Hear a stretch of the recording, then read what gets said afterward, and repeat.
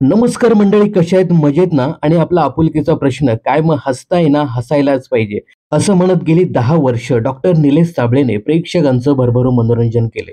गेली 10 वर्ष अविरत चला हवा येऊ द्या या कार्यक्रमानं प्रेक्षकांचं भरभरून मनोरंजन केलं. परंतु गेल्या वर्षी या कार्यक्रमाने निरोप घेतला. आता पुन्हा एकदा हा कार्यक्रम नव्या हंगामातून प्रेक्षकांच्या भेटीला येतोय. मात्र या कार्यक्रमाचे करते धरते लेखक, दिग्दर्शक, सूत्रसंचालक निलेश साबळे मात्र नसणार आहेत. मात्र अभिनेत्याने नुकतीच त्याच्या चाहत्यांना एक आनंदाची बातमी दिली आहे. निलेश साबळेची आता स्टार प्रॉवर एंट्री झाली आहे. स्टार प्रवाहचा लोकप्रिय कार्यक्रम शिट्टी वाजली रेचा महाअंतिम सोहळा 2 आणि 3 ऑगस्टला जल्लोषात पार पडणार आहे. या महाअंतिम सोहळ्यात सेलिब्रिटी जोडप्यांची धमाल अनुभवता येईल. पण खास आकर्षण ठरणार आहे ते म्हणजे निलेश साबळे आणि सिद्धार्थ जाधवची उपस्थिती. महाअंतिम सोहळ्यात हे 2 लोकप्रिय अभिनेते सहभागी होऊन धमाल करणार आहेत. सिद्धार्थ जाधवचा लवकरच आता हो दे धिंगाणा सीझन 4 प्रेक्षकांच्या भेटीला येणार आहे. तर निलेश साबळे शिट्टी वाजली रे कार्यक्रमाच्या संपूर्ण टीमचं कौतुक करण्यासाठी आणि खास पदार्थाची चव चाखण्याकरिता महाअंतिम सोहळ्यात हजेरी लावणार आहे.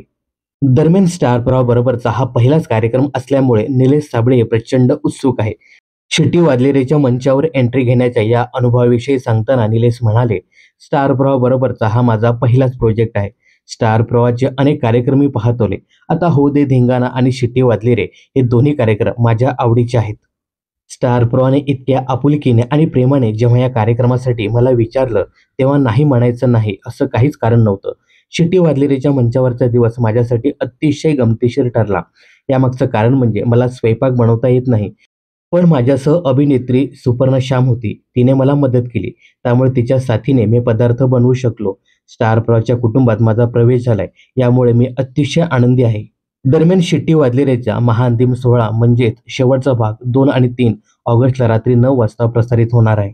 दरम्यान डॉक्टर निलेश साबळेची स्टार प्रॉवर एंट्री झाल्यानंतर आणखी तो कोणकोणत्या कार्यक्रमात पाहायला मिळेल हे पाहणं खूपच इंटरेस्टिंग ठरणार आहे.